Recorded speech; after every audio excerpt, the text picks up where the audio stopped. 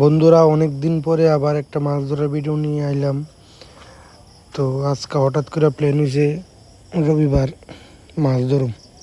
তো মাছ ধরতাম, মাছ ধরার লেগে কত সারা আনলাম, 3 জাতের সারা আনলাম। আমিও কইতাম না মানে কি সারা এডি। তো দোকানে গেছি, পরে কইলাম সারা দু মাছের সারা। তো 3 প্যাকেট সারা দিল। তারপরে লাল মাটি নিলাম অল্প একটু, লইয়া সারাটারে মাখলাম, মাইকা পুকুরও ফালাইলাম। তারপরে আবার লইলাম, বাইরে একটু দিলাম সারা। মিডিলে ফেলাইছি, আমি সামনে ফেলাইছি।